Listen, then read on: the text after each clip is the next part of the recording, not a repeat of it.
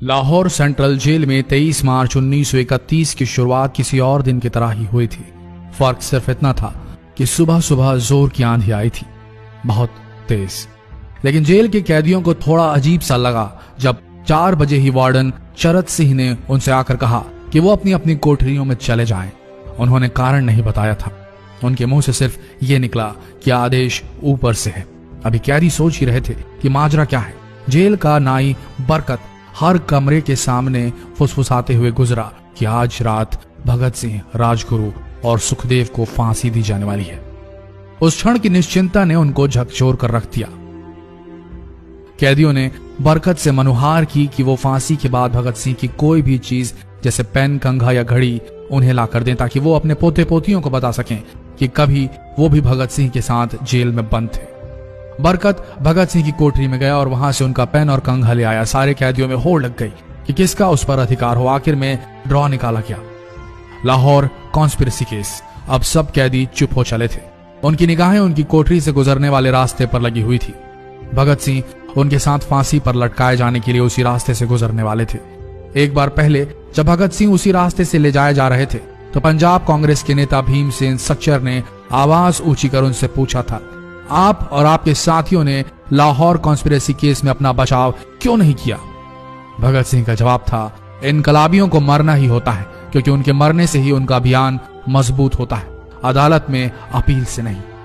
Warden चरत सिंह भगत सिंह के खैर ख्वाह थे और अपनी तरफ से जो कुछ बन पड़ता था उनके लिए किया करते थे। उनकी वजह से ही लाहौर की द्वारकादास लाइब्रेरी से भगत सिंह के लिए किताबें निकलकर जेल के अंदर आ पाती थी। भगत सिंह की जेल की जिंदगी काफी कठिन थी।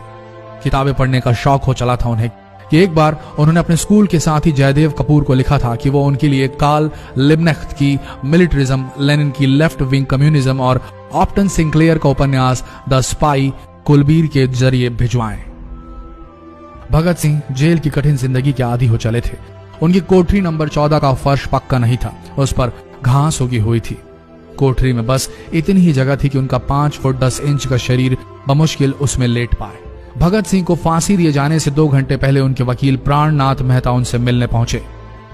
मेहता ने बाद में लिखा कि भगत सिंह अपनी छोटी सी कोठरी में पिंजड़े में बंद शेर की तरह चक्कर लगा रहे थे। इनकलाब जिंदाबाद। उन्होंने मुस्कुराकर मेहता को स्वागत किया और पूछा कि आप मेरी किताब रिवोल्यूशनरी लेनिन लाए या नहीं। जब मेहता ने उन्हें किताब दी तो वे उसे उसी समय पढ़ने लगे मानो उनके पास अब ज्यादा समय न बचा। मेहता ने उनसे पूछा कि क्या आप देश को कोई संदेश देना चाहेंगे। भगत सिंह ने किताब से अपना मुंह हटाए बगैर कहा, सिर्फ 2 संदेश, साम्राज्यवाद मुर्दाबाद और इनकलाब जिंदाबाद।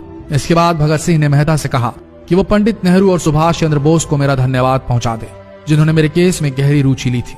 भगत सिंह से मिलने के बाद मेहता राजगुरु से मिलने उनकी कोठरी पहुंचे। राजगुरु के अंतिम शब्द थे, हम लोग जल्द मिलेंगे। सुखदेव ने मेहता को याद दिलाया कि वो उनकी मौत के बाद जेलर से वो कैरम बोर्ड ले लें जो उन्होंने उन्हें कुछ महीने पहले दिया था।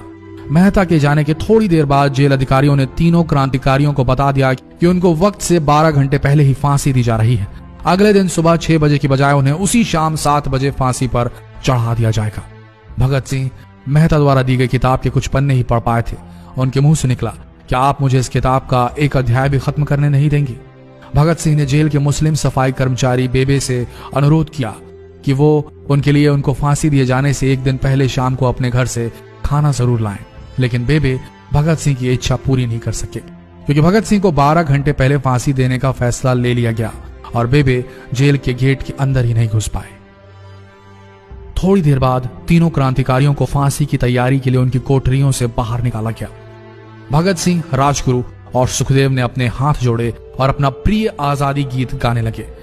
कभी वो दिन भी आएगा कि जब आजाद होंगे हम, ये अपनी ही जमीन होगी या अपना आसमान होगा। फिर इन तीनों का एक एक करके वजन लिया गया। सबके वजन बढ़ गए थे। इन सब से कहा गया कि अपना आखिरी स्नान करें। फिर उनको काले कपड़े पहनाए गए लेकिन उनके चेहरे खुले रहने दिए गए। चरत सिंह ने भगत सिंह के कान में फुसफुसा कर कहा कि वाहे गुरु को याद करो। फांसी का तख्ता भगत सिंह लिए बोले, पूरी जिंदगी मैंने ईश्वर को याद नहीं किया। असल में मैंने कई बार गरीबों के कलेश के लिए ईश्वर को कोसा भी है।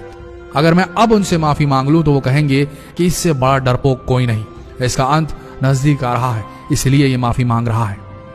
जैसे ही जेल की घड़ी ने 6 बजाया, कैदियों ने दूर से आती कुछ पद चांपें सुनी। उनके साथ भारी बूटों के जमीन पर पड़ने की आवाजें भी आ रही थी। साथ में एक गाने का भी दबा स्वर सुनाई दे रहा था। सरफरोशी की तमन्ना अब हमारे दिल में है। सभी को अचानक जोर जोर से इनकलाब जिंदाबाद और हिंदुस्तान आजाद हो के नारे सुनाई देने लगे। फांसी का तख्ता पुराना था, लेकिन फांसी देने वाला काफी तंदुरुस्त। फांसी देने के लिए मसीह जल्लाद को लाहौर के पास शाहदरा से बुलवाया गया था। भगत सिंह इन तीनों के बीच में खड़े थे। भगत सिंह अपनी मां को दिया गया वो वचन पूरा करना चाहते थे कि वो फांसी के तख्ते से इनकलाब जिंदाबाद का नारा लगाएंगे। लाहौर जिला कांग्रेस के सचिव पिंडी दास सोंधी का घर लाहौर सेंट्रल जेल से बिल्कुल लगा हुआ था। भगत सिंह ने इतनी जोर से इनकलाब जिंदाबाद का नारा लगाया कि उनकी आवाज सोंधी के घर तक सुनाई दी। उनकी आवाज सुनते ही जेल के दूसरे कैदी भी नारे लगाने लगे। तीनों युवा क्रांतिकारियों के गले में फांसी की रस्सी डाल दी गई, उनके हाथ और पैर बांध दिए गए। तभी जल्लाद ने पूछा, सबसे पहले कौन जाएगा? सुखदेव ने सबसे पहले फांसी पर लटकने की हामी भरी। जल्लाद ने एक एक कर रस्सियां खींची और उनके पैरों के नीचे लगे तख्तों को पैर मारकर हटा दिया। काफी देर तक उनके शव तख्तों से लटकते रहे। अंत में उन्हें नीचे उतारा गया और वहां मौजूद डॉक्टरों लेफ्टिनेंट कर्नल जे नेल्सन और लेफ्टिनेंट कर्नल NS सोंधी ने उन्हें मृत घोषित किया। एक जेल अधिकारी पर फांसी का इतना असर हुआ कि जब उससे कहा गया कि वो मृतकों की पहचान करें तो उसने ऐसा करने से इनकार कर दिया। उसे उसी जगह पर निलंबित कर दिया गया अंग्रेजों द्वारा।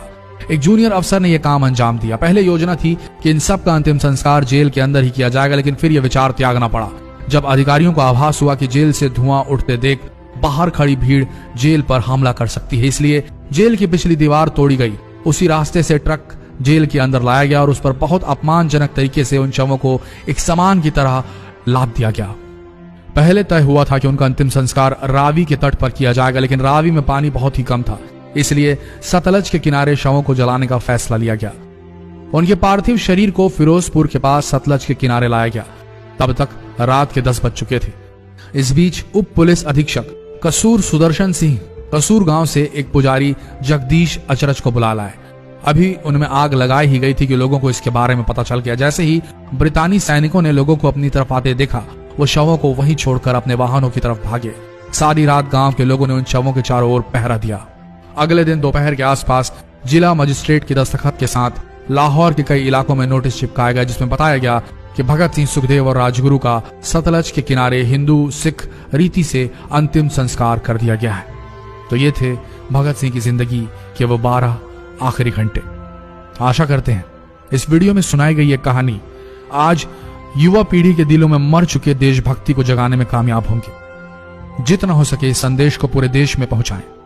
इस वीडियो को शेयर करें फेसबुक पर, व्हाट्सएप पर, और हो सके तो इस पेज को फॉलो करें ताकि ऐसे ही वीडियोस आप तक सही समय पर पहुंच सके। मिलते हैं अगले वीडियो में, तब तक के लिए आप सबका धन्यवाद।